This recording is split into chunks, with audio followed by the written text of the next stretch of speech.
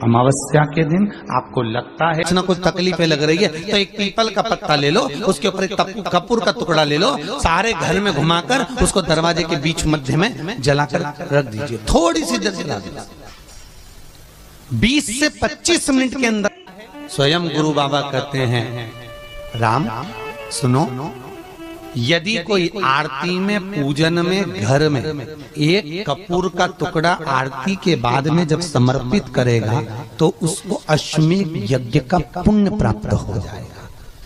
अश्वमेध यज्ञ के पुण्य को पाने के लिए कपूर का टुकड़ा आज भी आरती में जलाया जाएगा, आज भी। एक कपूर का टुकड़ा सुखा का, इसीलिए हमारे यहाँ शास्त्र कहता है महाराज, जब आपको घर में अगर ऐसा लगने लगे कि 15 दिन से बहुत बेचैनी है, बहुत दुख तकलीफ लग रही है, कोई ना कोई बीमार पड़ रहा है, कुछ ना कुछ तकलीफें लग रही है, तो एक पीपल का पत्ता ले लो, उसके ऊपर एक कपूर का टुकड़ा ले लो, सारे घर में घुमाकर उसको दरवाजे के बीच मध्य में जलाकर रख दीजिए। थोड़ी सी देर जला दीजिए, 20 से 25 मिनट के अंदर मकान में एनर्जी वापस आ जाएगी, उस भवन में एनर्जी वापस प्राप्त हो जाएगी। अमावस्या के दिन आपको लगता है कि हमारे पूर्वजों का उद्धार नहीं हुआ, हमारे पूर्वजों का कल्याण नहीं हुआ, कहीं अधोगति में कोई चला गया है, उसका बस एक बार, रोज नहीं जरूरत है, प्रतिदिन जरूरत ही नहीं, महीने में एक बार अगर अमावस्या के दिन भी आपने चंदन के थोड़ा सा चंदन अगर मेरे देवाधिदेव महादेव को 7 स्थान पर समर्पित किया है। अशोक यहाँ पर वर्णन कर रही है, मैना, धन्य और कला की कथा कर रही है। तीनों ने सनकादि ऋषियों से मांगा। चंदन भगवान को अति प्रिय होता है और चंदन ही एक ऐसा होता है जो पितरों को भी प्रिय होता है, जिसका स्पर्श मात्र लगने से पूर्वजों का कल्याण हो जाता है। वो चंदन का 7 स्थान शिवलिंग के बताए हैं, जहां पर भूल से भी अगर कोई चंदन की उंगलियां लगा देता है, 7 स्थान ऐसे हैं जहां चंदन की मात्र उंगलियां लगा देने से ही शिव पितृलोक के पितरों को मुक्ति प्रदान करके वैकुंठ लोक का निवास दे देते हैं। 7 स्थान।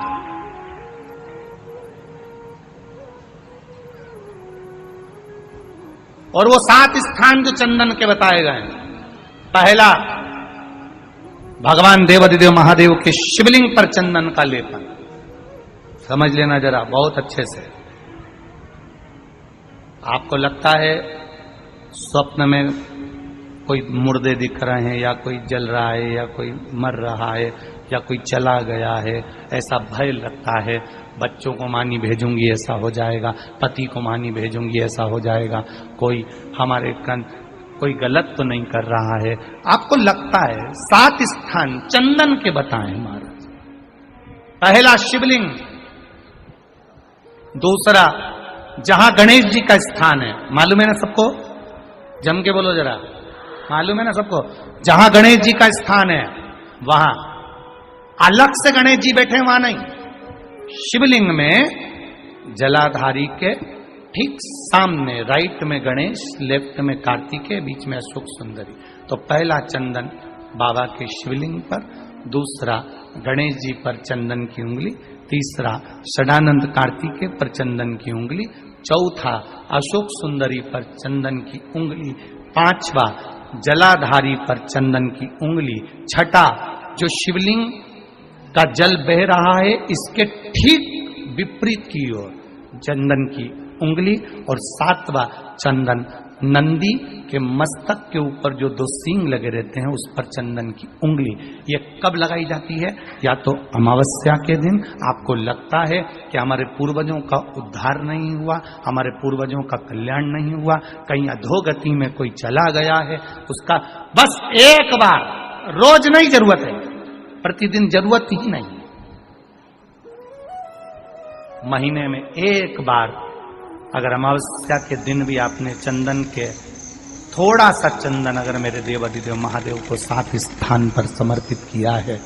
अशोक यहाँ पर वर्णन कर रही है, मैना, धन्य और कला की कथा कर रही है। तीनों ने सनकादि ऋषियों से मांगा। चंदन भगवान को अति प्रिय होता है और चंदन ही एक ऐसा होता है जो पितरों को भी प्रिय होता है, जिसका स्पर्श मात्र लगने से पूर्वजों का कल्याण हो जाता है, वो चंदन का। आपके घर में पितृदोष है, आपको ऐसा महसूस होता है, आपको लगता है, तो किसी भी नवरात्रि के पहले जो अमावस्या पड़ती है, मान लो अपन अमावस्या पड़ी, आप एक अंदाजा लगाइए, तो जिस दिन अमावस्या रहे उस दिन चावल की कटोरी में एक कपूर का टुकड़ा रख दीजिए महाराज, छोटा सा, और कपूर का टुकड़ा रखकर उस कपूर को दरवाजे के बाहर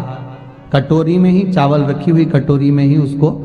पितरों का स्मरण कर कर जला दीजिए। और जलाने के बाद उस चावल को कहीं भी किसी भी वृक्ष की छांव में पक्षियों के लिए डाल दीजिए।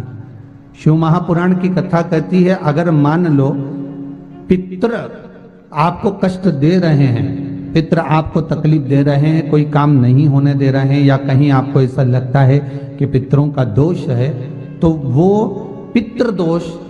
देवी, अब ये जो आप करेंगे ये कब कर रहे हैं? अमावस्या के दिन